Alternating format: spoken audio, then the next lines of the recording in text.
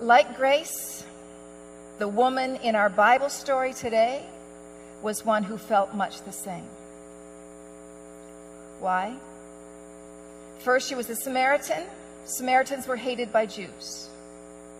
Secondly, she was a woman. Women were not well respected then. And thirdly, she'd been married 5 times. 5 different marriages, 5 different rejections. She knew the sound of slamming doors. She knew what it meant to love and receive no love in return. Her current mate would not even give her his name. He only gave her a place to sleep. So if there is a Grace Smith in the New Testament, it's this woman, and the epitaph of insignificance could have been hers. What you read on Grace's could have been the same written for this Samaritan woman had it not been for an encounter with a stranger. And on this particular day, she came to the well at noon. Why she hadn't gone in the early morning with the other women when it was not so hot, we're not sure, but maybe she had. Maybe she had gone earlier in the day. Maybe she just needed an extra draw of water on a warm day. Maybe not. Maybe it was the other women she was avoiding. A walk in the hot sun was a small price to pay in order to escape their sharp tongues. Here she comes. Have you heard? She's got a new man. Shh, here she is. And so she came to the well at noon. She came expecting solitude, silence. And instead, she found someone who knew her better than she knew herself. He was seated on the ground, resting near the well. He was obviously Jewish, and she wondered, what is he doing here? He sensed her discomfort at seeing him there. He asked for water. But she was too streetwise to think that all he wanted was a drink. Since when does an uptown fellow like you ask a girl like me for water? She wanted to know what he really had in mind, and her intuition was partly correct. He was interested in more than water. He was interested in her heart. They talked. She couldn't remember the last time a man had spoken to her with such respect. He told her about a spring of water that would quench not the thirst of the throat, but of the soul. He told her, the water I give will become a spring of water giving eternal life, offering not one drink, but a perpetual well. And she was intrigued. She was intrigued by this offer. And she said, "Sir, give me this water so that I won't get thirsty and I won't have to keep coming here to draw water." So after good conversation, he then said to her, Go call your husband and come back." Her heart must have sunk in that moment. Here was a Jew who didn't care that she was a Samaritan. Here was a man who didn't look down upon her as a woman. And here was the closest thing to gentleness she had ever seen, and now he was asking her about that? Anything but that, please. So when asked about her husband, maybe she thought about lying to him. Maybe. "Oh, my husband, he's busy." Maybe she wanted to change the subject. Maybe she wanted to leave, but she stayed. And she told the truth. And she said, "I have no husband." And when you think about it, kindness has a way of inviting honesty, right? Well, this woman wondered now what Jesus would do. And she must have wondered if the kindness would end once her truth was revealed. He'll be angry. he'll leave. He'll think I'm worthless. Now, if you have ever had anxieties, similar anxieties, if you have ever wondered how Jesus feels about you, knowing everything about you, then I just say, get your pencil out, because you're going to want to underline his answer. He just said, you're right. You have 5 husbands, and the man you're with right now won't even give you a name. Listen to that. No criticism. No anger. No, what kind of mess have you made of your life lecture. No. Wasn't perfection he was seeking, just honesty and realness. She was amazed. And that's when she said, I can see that you're a prophet. There's something different about you. And then she says, do you mind? Do you mind if I ask you something? And she asked, where is God? My people say he's on the mountain. Your people say he's in Jerusalem. I don't know where he is. And Jesus replied, you Samaritans worship something you don't understand. The time is coming when true worshipers will worship the Father in spirit and in truth. And that time is already here. I'd love to see the expression of Jesus' face when she asked that question. Love to, because if anything, he wanted people to know that God is with them, and getting caught up with where one worships is not of importance, but whom one worships does matter. So did his eyes water? Did he smile? Did he look up in the clouds and wink at his Father and say, of all places to find a hungry heart here in Samaria? He must have been feeling something inside. And then she said, I know the Messiah is coming. And when the Messiah comes, he is going to explain everything to me. And that's when he responded by saying, I am he. I am the one talking to you. I am the one. So think about that. Think about that. Of all the people God could have chosen to personally reveal the secret of the ages, he chose to give it to a 5-time divorced Samaritan, an outcast among outcasts, the most insignificant person in that region. It's remarkable. He did not reveal the truth about himself to that secret to King Herod. He didn't request an audience of the Sanhedrin and tell them this news.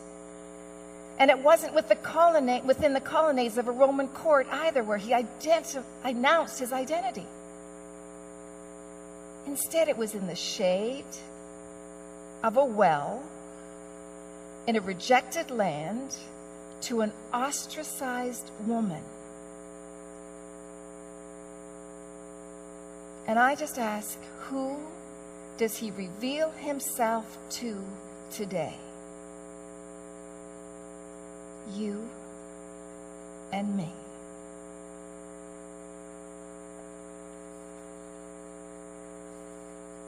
There's an important phrase in this chapter that's easily overlooked.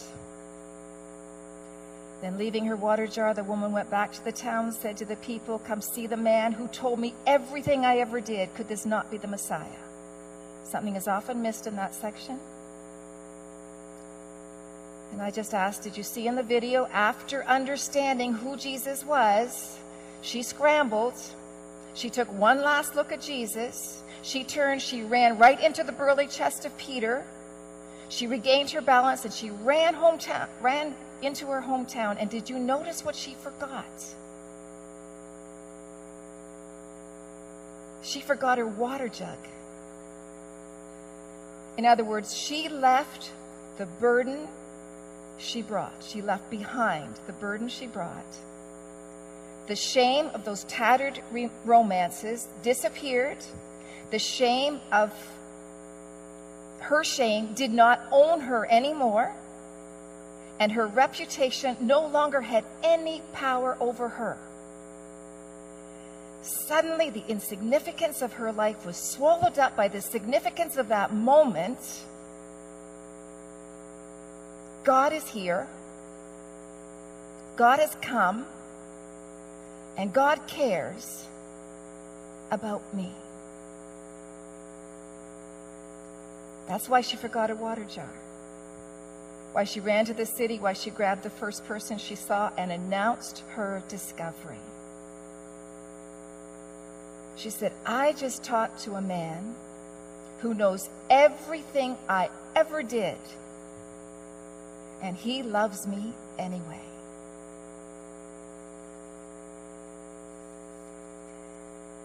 The well. That was their meeting place. When and where we meet Jesus, that'll vary. But like the woman at the well, when we do, there's that moment. There's that moment when we say, He is like no other. And He knows me like no other. And He loves me like no other. And my life matters to Him. And I'm sure that there are people in this room who can nod in agreement. There's that moment.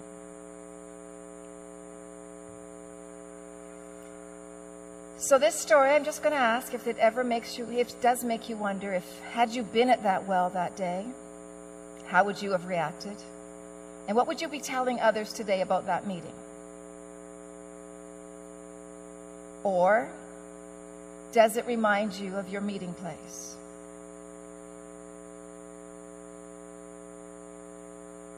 Mine was in Mitchell, my home church, communion.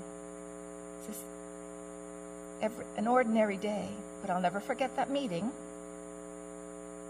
And it might remind you of yours as well. When you are convinced that God's here now, in spirit, telling you that you're loved, you're forgiven, and your life matters to Him. Or does this story just make you want to meet Him for the first time?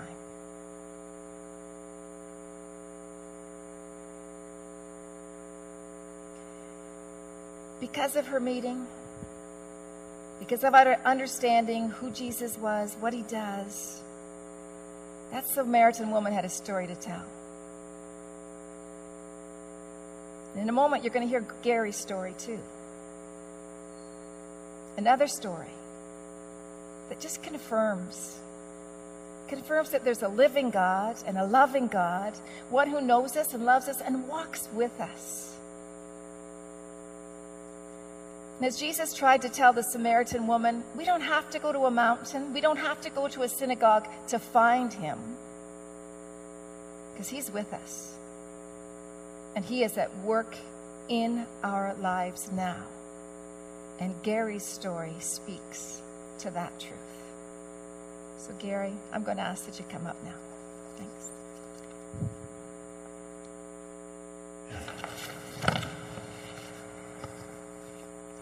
Thank you, Katie, for giving me the opportunity to share this. There are times when the Spirit fills you, and it may be unexpected, but you can't say no to just let it out. And this is such a time. So first, to introduce myself to you, for those who don't know me, my name's Gary Christopher Brown, and some of you actually may have heard this testimony before. Back in the middle of April, I was given the opportunity by Penny at one of the prayer nights, and as you heard in the announcements, there's another one this Wednesday. So that was the first time I shared it to a smaller group, and and as I said then, there was a reason why I gave my middle name, Christopher, and I'll come to that a little bit later. But my wife here of 20 some odd years, 29 years, Allison is here, and 2/3 of my daughters are here, Triona and Keelan, and as they say, 2 out of 3 ain't bad. But we've been coming to Wellington for about 10 years now, and the draw by way of Appleby United, and before that St. Paul's Presbyterian at the north end of Burlington, the draw that brought us here was actually the children's ministry at the time. Our kids were much younger, and there were sometimes some coordinated efforts between Appleby United youth group, or children's group, and Graceland here, and we were drawn in immediately, and it was just a fantastic experience for them, which made it an even more fantastic experience for us, and we've continued to stay here, obviously. So this morning I wanted to share with you a story that, a bit of a personal matter that some of you, many of you perhaps, are aware of. November of last year, I had been through a number of tests, and it was found that I had some really severe blockages, 85, 90, and some 100% in a number of areas in my heart. Very unexpected, because I didn't smoke, I didn't drink, I didn't have a huge amount of weight to lose, and etc. But all these non-present indicators, but genetics, it came down to genetics. So in starting to go through this whole experience, I started to rely on what I call the 3 F's, and it was faith and family and friends. And it was in that order. Faith, obviously, I had an incredible amount of faith in everyone in the healthcare, the specialists, the cardiologists, the surgeon, the nurses, all the healthcare expertise that was there. Of course, I had tremendous faith in God. I knew that His will will be done. I will accept whatever the outcome may be, but I know that He'll be with me. Family, of course, I had unwavering support from my family. This was an ordeal that not only I was going to go through, but they obviously were going through as well. So I know it was very difficult for them, but incredible support from Allison and the girls, just unwavering. And friends, the incredible support and love of friends, which includes all of you that are here, because it extended beyond personal friends and work colleagues. When it came to the church, there are so many gears. If you imagine those, I remember a toy that I had as a child. It was these little wooden gear sets, and you put them into a pegboard, and you had to get them all connected, and you had this one with a handle at the end, and you tried to get it every single one of those gears to turn. I don't know if anyone out of there had one of those, but I played with those forever. But to me, that's what I envisioned as the congregation, the church. I was just one little cog in there. God was in the center of it, and all of these other gears were the different groups. So some of Allison's groups, Joyful Spirits, Hebron, had been sending prayers. The prayer team through Penny had been sending prayers. Katie and Orv, and so many of the men's groups that I was a part of. There are all these little gears that are all moving, and I'm just one little bit over here, but everything is starting to move. So the support from friends is just incredible. So I was also reminded of a few sayings and scriptures. One was actually a quote from a Portuguese author by the name of Fernando Sabino. He wrote in a book a quote that later became popularized in a movie that some of you may have called the world's best marigold exotic hotel, something like that, best exotic marigold hotel. If anyone's seen that, there's a line in there that is very succinct, and it's, if everything will be okay in the end, and if it's not okay, it's not the end. Another was a scripture from Ezekiel 36, and I had written this up in February, March. Well, actually, surgery was in February, but late March, April, when I was back home, and April 20th, before I first shared this at the prayer group. This particular scripture was actually in Katie's sermon from Ezekiel 36:25. And I will give you a new heart and put a new spirit within you. And how exact can that be? Also Psalm 139, there's six lines out of there that I wanted to read to you that also struck me. You have searched me, Lord, and you know me. You know when I sit and when I rise. You perceive my thoughts from afar. You discern my going out and my lying down. You are familiar with all my ways. For you created my inmost being. You knit me together in my mother's womb. I praise you because I am fearfully and wonderfully made. Wonderfully made. Your works are wonderful, and I know that full well. And the last one from verse 23, search me, God, and know my heart. Test me and know my anxious thoughts. And I had a lot of reason to be anxious. I love this psalm because of the very simple message that it gives, is that he knows everything, he created everything, and he is everywhere. So if I go through some of the points, through surgery, recovery, sleep, and prayer. So if I start with surgery, this is where a new heart came in. The surgery itself was nothing out of the ordinary. A lot of people have had something called, for bypass surgery, and I had required a triple bypass. They have something called on pump, where the heart is stopped, the blood is taken out of the body, circulated, oxygenated, and returned back into the body. So they have to physically stop your heart from beating to perform the surgery. For myself, I was a candidate for something called off-pump surgery. So in that case, they actually don't require the blood to leave the body. So they open me up here to here, take an artery from my forearm, cut me open here to here, another one taken from the right leg, and another from the inside of my chest wall. But it was done without having to stop my heart. So it was just brilliant technology, and medicine in so many regards to me is God-inspired. It's just unbelievable what they can do. So in the end, there really were no issues with the surgery itself. I was in and out in about 5 hours, but it was actually the recovery that took a lot more out of me in the end. The recovery was more drawn out. In the critical care unit, it took me an extra day almost a full extra day to actually just wake up. But that was an experience from decades earlier when I had my wisdom teeth taken out. They were all impacted. They had to knock me out. It took me forever to wake up from that as well. So they knew about it. I was expecting it. They were expecting it.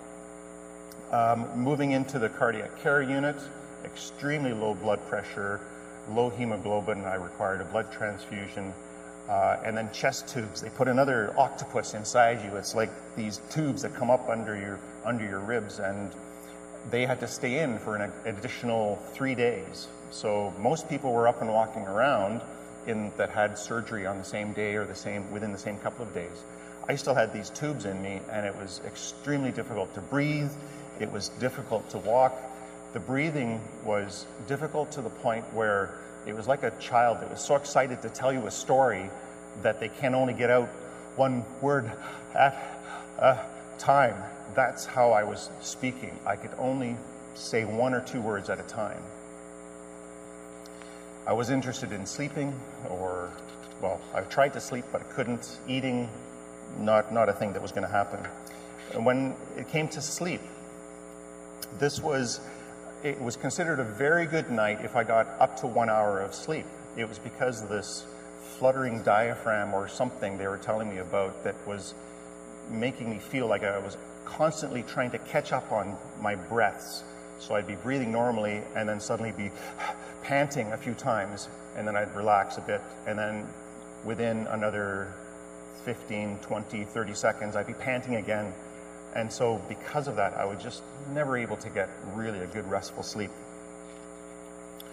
So I would be laying awake most of the nights. And this is where prayer came in. I will put a new spirit within you. So I'm laying there most of the nights, straight out on my back, because I can't turn over, I can't roll into a comfortable position. I'm a side sleeper, and that was never going to happen. But what else am I going to do? I'm staring heavenward. I'm wide awake, can't sleep. So I prayed, and I prayed a lot.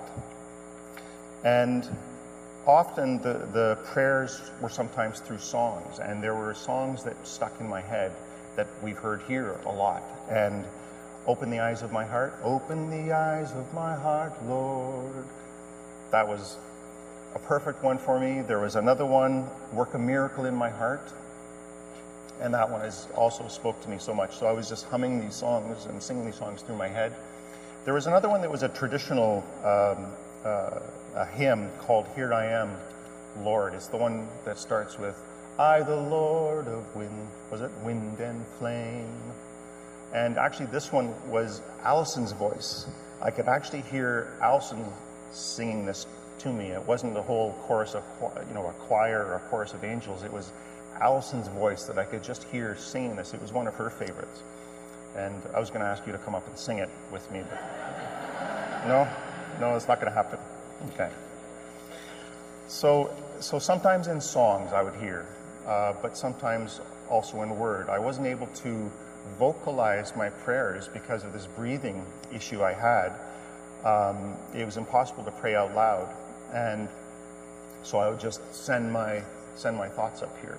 But if anyone's seen the sign, it's just outside the chapel here, and it's from 2 John. I can't remember the exact verse that it is, but 2 John, God hears every prayer. So I don't have to be speaking it.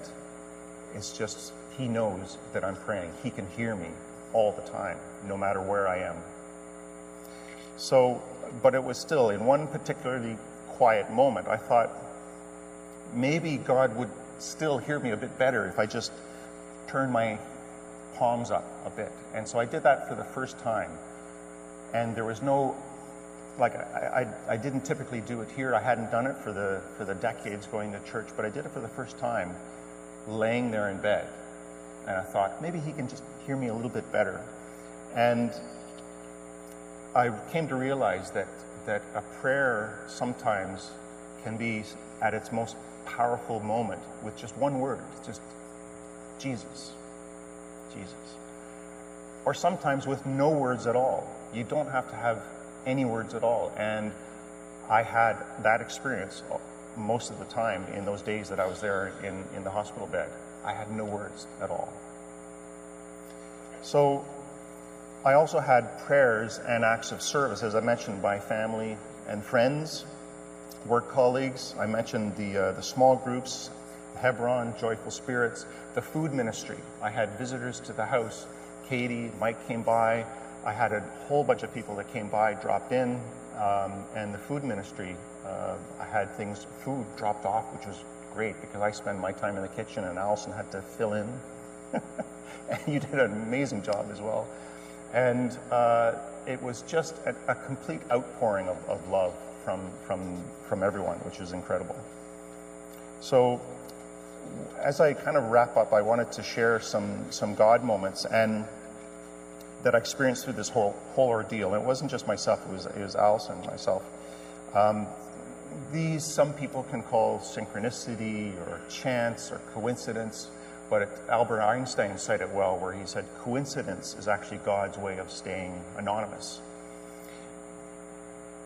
If I go in kind of reverse chronology from the most recent, so the receptionist at cardio rehab. So now I'm actually going to rehab with ellipticals and upright bikes and treadmills, and it's great. I've got more energy than I thought I would ever have, which is incredible. But the receptionist for the cardio rehab unit, which was in Oakville Trafalgar Hospital, when Alice and I walked in for the first time, for the first signing up for the classes, we noticed Fran Pepper. So she was a friend from Appleby United, which was incredible to see her behind. We hadn't seen her for years. Coincidence? Maybe. We just said, wow, that's great. The surgeon, so back before Christmas when we had our first visit with the surgeon who was going to have her hands-on, hands-in experience with me, this was in somewhere down near, somewhere on the Queensway area, and the receptionist saw us, met us, we had to sign in, and when we got up to the counter, she leaned in and said, "Gary Brown?" "Yes." Six Woodview?" "Yes." "In Burlington?" "Yes, that's what's on my form here. I've been waiting all day to meet you. I used to live in your house when I was a child. When I was a little girl, I used to curl up in front of the fireplace downstairs on that shag carpet. Is that still there?" I said, "Well, the fireplace, yes, but not the shag carpet." It was incredible. And we've been in that house for 25 years. And in the first year that we moved in, we wanted to knock out part of the wall between our master bedroom and the bedroom next door, because my eldest daughter, who wasn't able to make it, was just one. We were going to turn that into the nursery and just have a nice quick walk through from one bedroom to the other. When I pulled down the wallpaper, there was actually in pencil a big heart written, and it said Judy Weir and Paul, an Italian, it was a bit scribbled, Fiorini or Fiorello or something. So that Judy Weir was not the receptionist, that was her older sister. And something struck me that time that I pulled that off to take a picture of that penciled heart, just because it was kind of cool. It had 1974 under it, and so this many years later, I still had that picture. Actually, Keelan had that picture. It was before phones. It was actually a physical printed picture that we had in the house. Keelan had taken a picture of it with her phone, again, years ago. And so I took a digital image of that, and I sent it to her the very last time that we met, because the surgeon said, "You've got the all clear. I don't want to ever see you again." And I said, "Good, because I don't want to see you again either." But so this, 2 decades later, I gave a digital picture of something her older sister had written in pencil with her first love in Burlington here. It was just unbelievable. Again, coincidence? That didn't even enter my head. So another time, going back a little bit further, before we met the surgeon, with the diagnosis came some very strict instructions to limit my exertion. Obviously, through the winter, there's going to be no shoveling snow for the rest of my life, actually. No lifting, no exercise, even walking. I was supposed to take a lot of breaks, just walk from here to, the edge of this area, and that's it. Take a break, walk a little bit more, take another break. So Alice and I decided that we were going to drop in at Sherway Gardens. I wanted to pick up some, really cool-looking pajamas, because I had to look the fashion, right? I don't like those less than discreet gowns in the hospitals. But so I thought, okay, well, maybe pick up some proper pajamas. So we drive into the area near the bay where we usually go to, and expecting, okay, it's always packed. No matter where you go to park at Sherway Gardens, it's packed all the time. And there was a spot right beside the front door. And Allison looked over at me and smiled and said, "It's a sign." And I said, "Well, is God actually a parking attendant part-time?" I don't think so. But, I mean, in all seriousness, God does amazing things, great and small. And for me, it was small as in the size of a car. It was perfect. But the last one, I didn't bring a printout of it, but this was when I got an angiogram. So as the diagnosis actually evolved. So going in for an angiogram, at the end of it, they give you a piece of paper, and on it had what really looked like a crayon drawing with scribbles all over it, and quite literally scribbles on it, and had all the different areas of the heart and the arteries that had the blockages. And they handed this, and I said to Alison, "It's not looking good here." And she thought I was joking, because I tend to joke about these kinds of things. And No, it's serious. It's really not looking good at all. We have to wait here for the cardiologist to come out and actually tell us, what does this mean? But on this crayon drawing, they have the usual stuff at the top with your name, last name, first name, middle name, your address, the health card number, your family doctor, etc. And at the very top, when they handed the printout to me and said, here it is, just have a seat and you'll wait for another 2 hours for the cardiologist to wrap up with some other people, she apologized and said, well, sorry, we had a bit of a printing area. It didn't have your full name on there, I'm sorry. But when I looked at it, and this is why I told you my middle name, Christopher, it had truncated after the first 5 letters. So it had Brown, comma, Gary, Christ. So to me, a printing error, yeah, sure, probably. But to me, that reminded me from the very beginning who was going to be beside me throughout this whole ordeal. And so they all tied together through this. So if I came back to Psalm 139, it's not just that God knows everything, He knows me. And it's not just that God created everything, He created me. And it's not just that God is everywhere, He's everywhere with me. The greatness of God touches all of our lives. And He was going to work a miracle in my heart, and He did. He was going to put a new spirit in me, and He continues to do so on a daily basis. And in the end, everything will be okay. And if it's not, then it's not the end. So I thank you again for allowing me to share this. Thank you.